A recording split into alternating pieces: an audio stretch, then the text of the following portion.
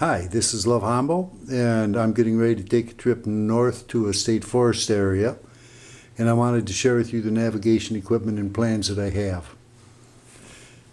The compass is the MC2G with the global float needle, and I'll be using this one because it's good for sighting. It's also very good for map work. The map is a map I copied off the internet. It is not a topo, but it's based on the topo. So it does not have UTM or latitude longitude lines or any of the other stuff. The scale mark is by quarter miles for a total of 1 mile. It does have dotted lines horizontally and vertically, which I believe are government township survey lines, and as such I can rely on them to be oriented to true north. So I believe I have everything I need in the map to plan a route and to navigate. This is printed out on cheap printer paper, and as you probably have experienced, that falls apart when it gets humid or damp out or gets water on it. What I've done is dab it with Thompson water seal and then let it dry for a couple hours.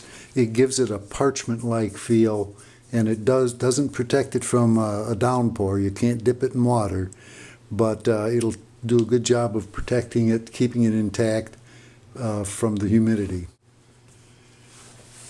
One of the reasons I like to print my maps out is so that I can do my tabletop scouting and study them and put visual cues in that help me. So for example, the lakes are colored in blue. I also have colored in pink the lowest lying areas, which is 920 feet in this area, so that I know where the most likely marsh areas are. That's so that I can do route planning and terrain feature recognition when I'm on the trail. These are depressions, not as usually around 950 feet or so. They're not likely to be marshes, but they do mean an awful lot of up and downhill travel, and in thick forests like this, those depressions tend to gather lots of snags, deadfalls, brush, etc. So in route selection, I want to avoid them. And right across here is a whole series of them. So you can bet I won't be going that way. I have a trail marked out in yellow. Now, one of the route planning problems is that both the topographical map and this map are just about 30 years old. So I am not sure if all of the land features, particularly the marsh features and the trail designations, if they really exist out there. So my approach to planning is to have a contingency. My objective is to get to lake number 4.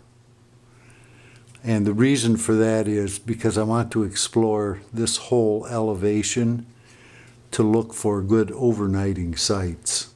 If the trails are as marked, I'll follow the trail from the campground.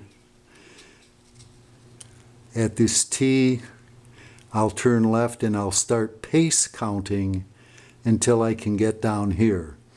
Another way that I can confirm I'm at this spot is I should be between a 920 depression and a 940 depression.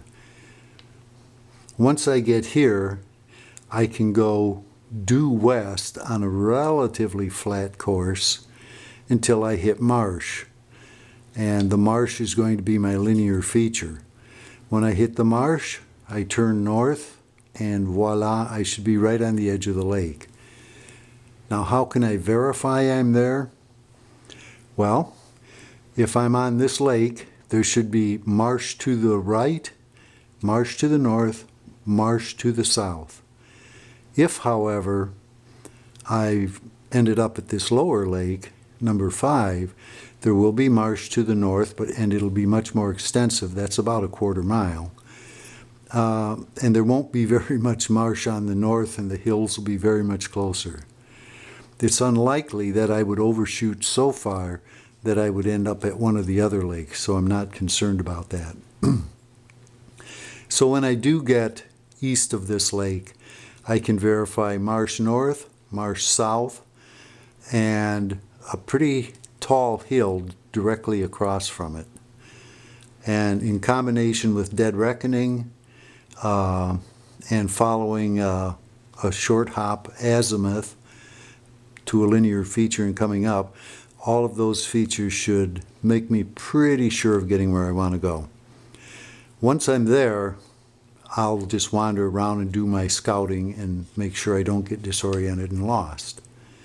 Now, if the trails are not as shown on this old map, then my safest bet is going to be to hike around the lake or all the way up here if this marsh is wet till I get to this northwest corner of this lake, and I'll shoot an azimuth that's just a little bit south of west to take me between this marsh and this depression. And so that would be a course about like that, in which case I'd still hit the marsh. I'll be aiming off to the south and I can go north. Declination in this area is 6 degrees 10 minutes west, and I've already made that adjustment on my compass, as you might be able to see here.